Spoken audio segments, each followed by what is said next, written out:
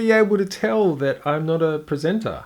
And this is a bit of an experiment because, as someone that does video, and you might be surprised to hear this, I'm much more comfortable behind the camera than in front of it. And I think a lot of people feel like this. A lot of people that realize that they could really get benefits from appearing on camera or having that kind of content.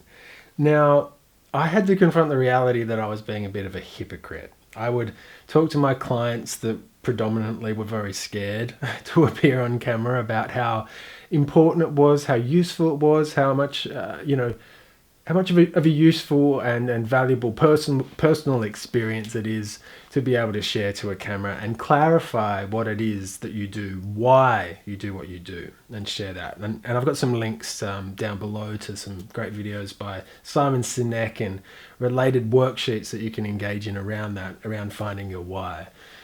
I had to confront for myself that it's not so much appearing on camera for me as sharing what I'm actually passionate about. That's scary.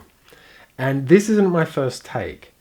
But in looking at, what are the origins of this irrational fear? Why do we feel like this? And this fear of appearing on camera is pretty akin to public speaking, which, from the 1940s till recently, studies have shown people rank higher as a fear than the fear of death.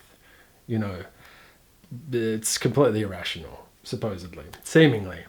But when you think about it in evolutionary terms, it makes a lot of sense because our survival used to be very dependent on acceptance as part of a tribe.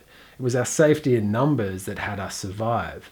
So it makes sense when you think about it like that if we weren't accepted into a tribe, there was a very real fear there, a very rational fear of death, that our survival would be sorely impeded if we weren't accepted into that tribe. And it's become neurological, that it's a fundamental trigger that we will not be accepted by, our tribe. Now, that principle really hasn't changed much in modern day. It's just that the playing field completely has. All of this media saturation that we're bombarded with, the noise of media, social media, it's all about, being accepted and being part of whatever tribe people want to identify themselves with. But the thing that I'm really passionate, my why, is that there's a flip side to that. Just as neurologically we've kind of been built around this trigger and need to belong, so too do we have the innate skills to share our story, to share why we should be accepted into that tribe, what we actually have to offer to people. And I really believe that if, we engage with those questions, that kind of inquiry, and learn to share that, and through a camera is such a useful, incredible way to do that. I mean, think about how people know you. Think about what people know you as. You talk to however many people on a daily, weekly basis.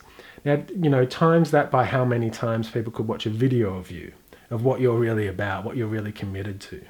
That people start to know you as something else entirely based on your core commitment. Not how good you're looking, not how your hair is, not all these superficial things, but the fundamental thing that you can be counted on and what you're really committed to. Now, this is something that isn't just, related to causes or spiritual aspects.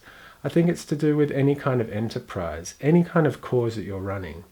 There's a fundamental commitment there that you have. That if you share that commitment to your audience, you're being truthful, you're being authentic, people will hear that. We have these innate skills, like from the tribal stuff, to tell whether we can trust people or not. So, I'm really interested to hear what you think about this. There are links below. There's some really good exercises. You can find out more about me and what I do. And so this was an example of a profile video. No cuts, no edits, just, simple human interaction. I'm really interested in your feedback. Thanks for watching. Bye.